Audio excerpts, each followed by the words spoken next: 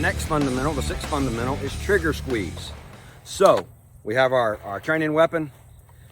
First of all, where do we put our finger on the trigger? You know, do we put it all the way through so we got a good purchase? Do we just barely put it in so it's not too much?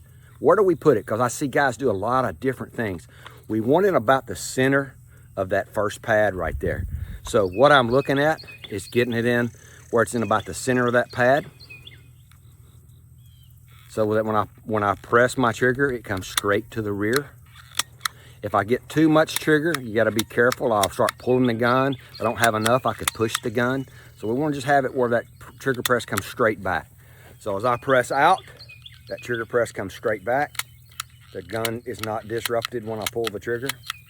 You see guys practice by maybe placing a penny or a dime on their front sight and just trying to sit here and hold it really still and pull the trigger and not let that penny or dime that's laying there fall off.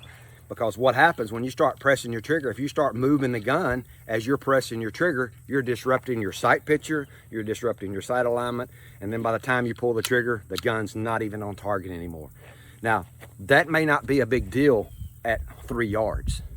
At 25 yards, moving this barrel a ½ inch is it's gonna be inches and inches down range. The further back we go, slight movements become more and more exaggerated.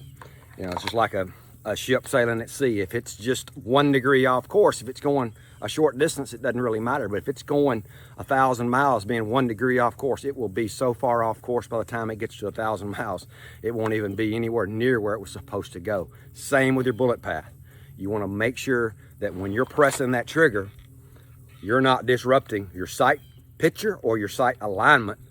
So if you have a good stance, good grip, good breath control, sight picture, sight alignment, all those things, and then when you pull the trigger, the gun is not wiggling and shaking, and you just pull the trigger, nothing happens, then you're gonna have a good shot. That is trigger press.